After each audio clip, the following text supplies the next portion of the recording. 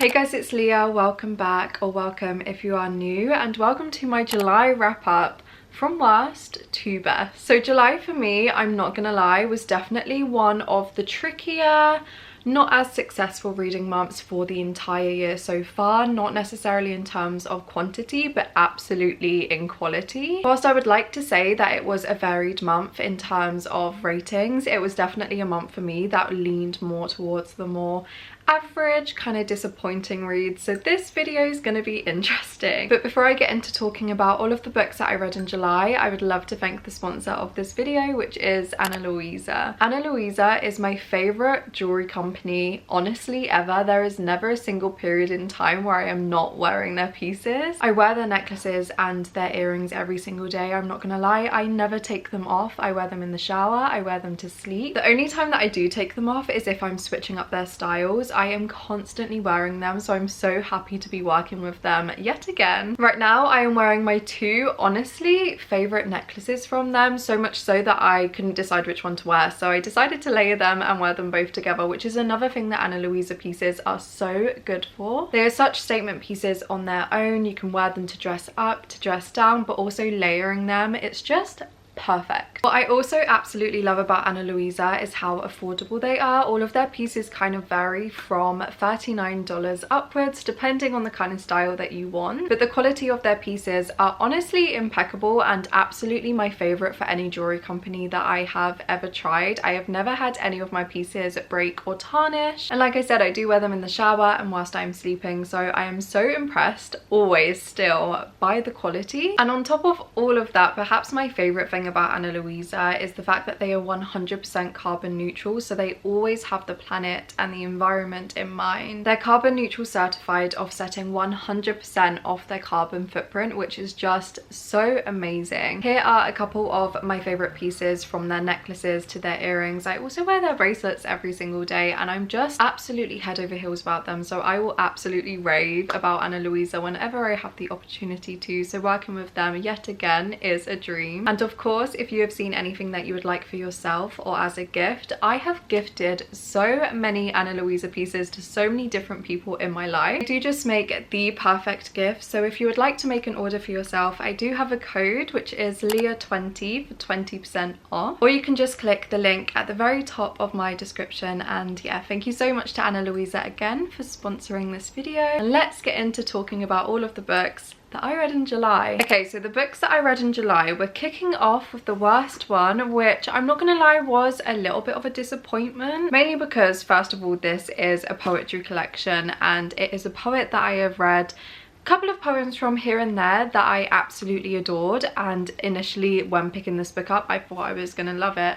Obviously didn't, because it was the worst book that I read in July, and that is Love Poems by Caroline Duffy. I always feel a little bit skeptical putting something like a poetry collection as opposed to, or anything as opposed to a novel, on like the bottom of a list in terms of when it comes to best to worst or worst to best, solely because obviously it's a poetry collection, it's not going to have the depth necessarily that a novel would have, but solely based on my enjoyment and how much I loved or liked the book, this one would have to be the worst one. I have read Caroline Duffy's poetry here and there throughout my life. Obviously if you're in the UK, doing Caroline Duffy at GCSE is very common, but I had never actually read an entire collection of her poetry until July, and unfortunately I'm not sure whether this just wasn't the best place to start when picking up a collection, or this one just solely wasn't for me, but I didn't really enjoy it. Don't get me wrong, there were definitely moments, and like I underlined I think one line, which is how you know I'm not enjoying a poetry collection, because if I'm loving a poetry collection, one thing I'm doing is underlining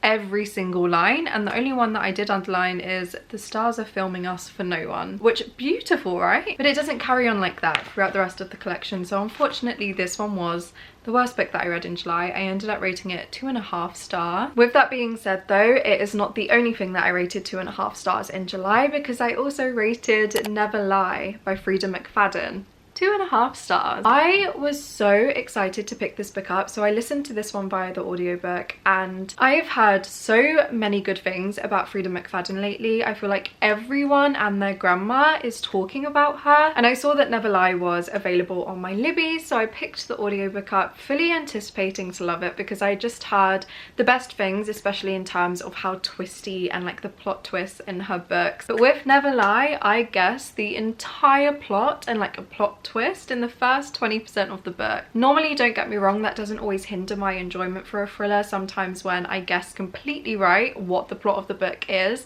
I still enjoy it because it's a fun time. And sometimes there are still things that do take me by surprise, but with Never Lie, that just was not the case. I honestly couldn't even tell you what the book was about, solely other than the fact that I know it follows a couple who are kind of like, I don't know, I can't remember if they're visiting this kind of like home that, is it a psychiatrist? The entire plot of the book has just gone out of my head, but I just remember reading it or listening to it and just being like, this is so predictable. And also the way that our protagonist kind of spoke about her husband, who she had only known for 6 months, couldn't really tell stuff to him, but you know, he's the perfect man because he's so strong and he's so big and so muscly and handsome. I just couldn't take it seriously. It felt like I was reading an Ellie Hazelwood book, but it was thriller. I do think though, with all of that being said, that Freida McFadden is absolutely a thriller author that I am probably no doubt going to enjoy some books from. I feel like she's just going to be one of those authors for me where I find some of them hit or miss and some of them I really enjoy. I do really want to read The Housemaid next because that's the one I have had the best things about. But saying that, if you have read all of Freida McFadden's or any that you think I would probably enjoy, definitely let me know which one you think I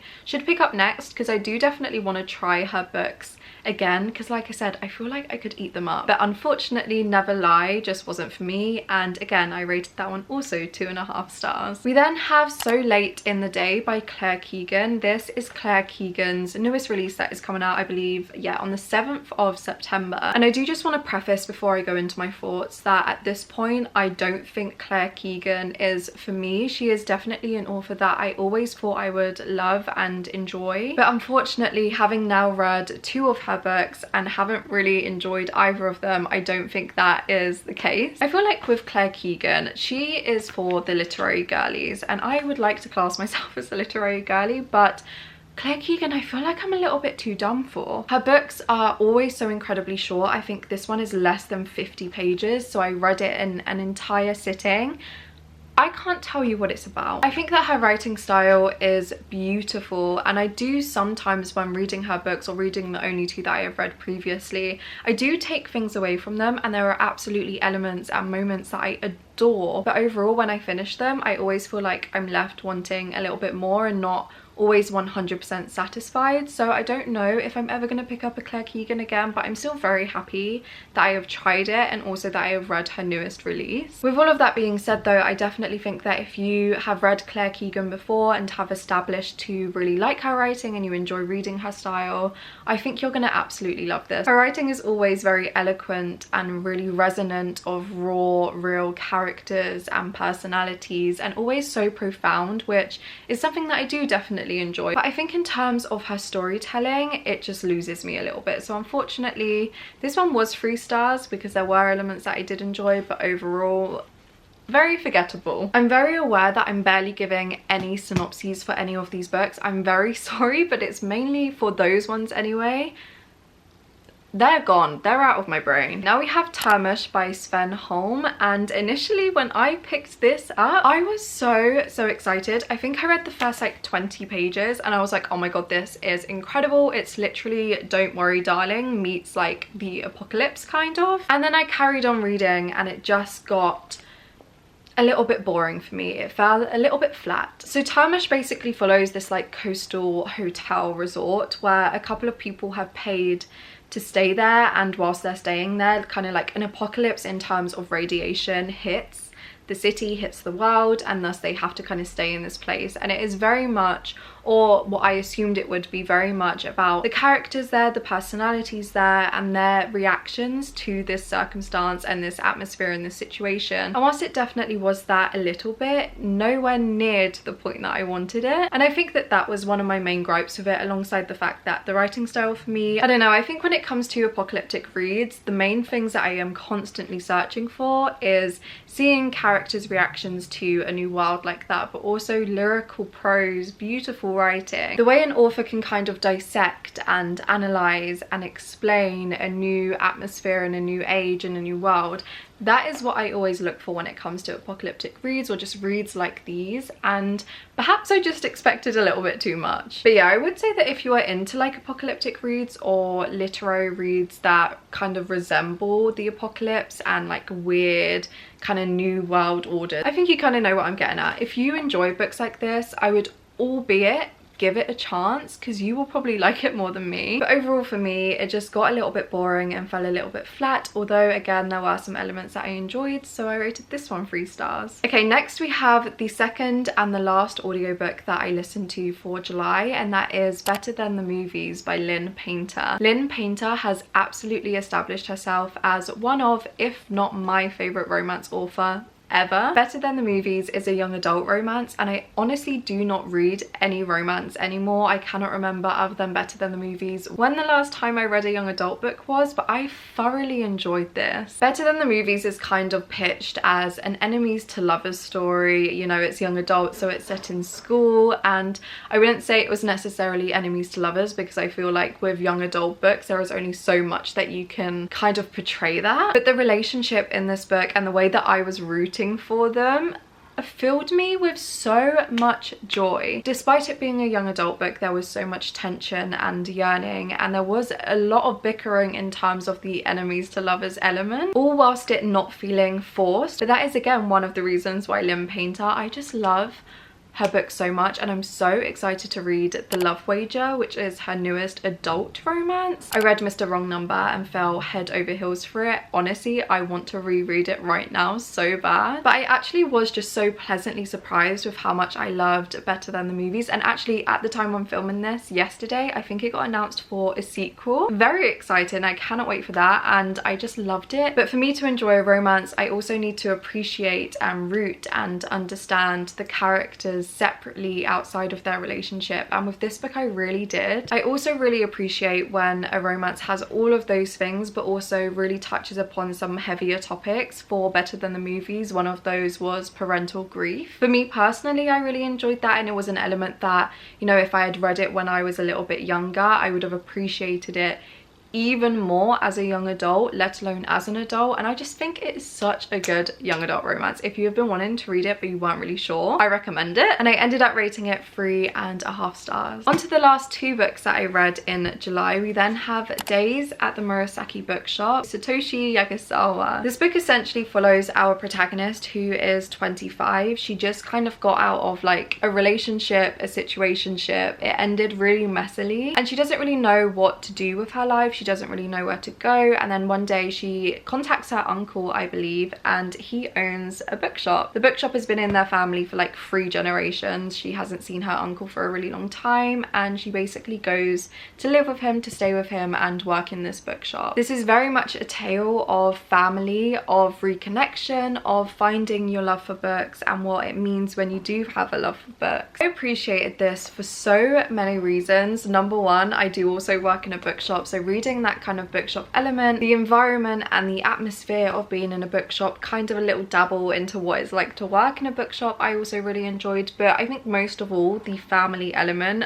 really touched my heart. I love stories of reconnection and rekindling, and that is what this very much was. And although there was so much that was rooting for this book and I adored so much of it, there were also a couple of elements that I didn't necessarily like, which is why I did only end up rating it 3.5 stars. For me, I really do wish that there was more in terms of like the exploration of each characters, especially when it came to our protagonist. I feel like when it came to her decision making, I couldn't personally understand why she was doing what she was doing, because I felt like I didn't know why she was doing that or like her motive. I do really appreciate that this book was very slice of life, very much Sonder in the aspect of we're just peeking into this family's life and their rekindling, but I just wanted a little bit more in terms of the characters. With that being said though, I definitely think that if you are looking to get into translated fiction or it's something that you want to kind of like dabble your feet into, this is a really good one to start with. It's very accessible, and I honestly do think actually not having that very much like character study for each of the characters really aids that for people who do want to get into translated fiction. So I would really recommend it, and especially just for the vibes and the coziness. This is definitely a book that like when it's raining outside you can cuddle up with a cup of tea and just read it in like one sitting. It was really cute and wholesome, and I ended up rating it 3.5 stars. And so the best book that I read in July was Watching Women and Girls by Danielle Pender. I say that this was the best book that I read in July. It's the only one that I rated 4 stars out of 7, so it is the best, but you know, like not a 5-star read. And this book is a collection of short stories very much narrating the variations but also the similarities of women and their different scenarios and experiences and circumstances. I feel like if you love the film Barbie, read this book. Obviously, as short story collections do tend to go, there were more short stories in here that I enjoyed, some that I kind of didn't enjoy, but overall it was definitely a 4-star experience for me. I just absolutely adored how so many of the stories were so varying in terms of age range, in terms of ethnicity, in terms of every single thing,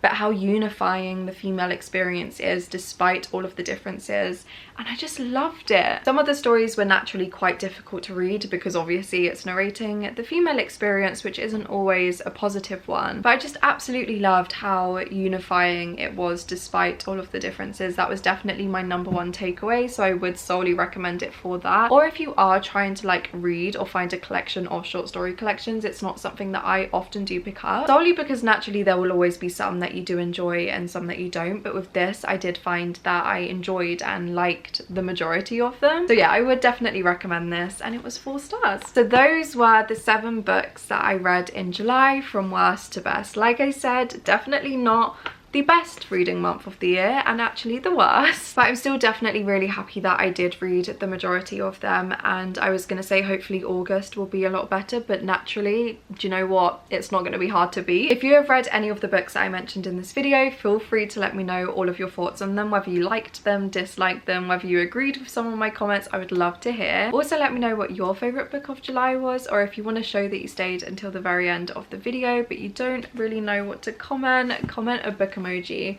for the Murasaki Bookshop. As always, I have all of my socials linked down in the description box below. I have my TikTok, my Instagram, my Goodreads, and so much more. Also, don't forget to check out Anna Louisa using the link at the very top of my description. And yeah, thank you so much for watching and for being here and for spending some time with me, and I'll see you again very soon in another one.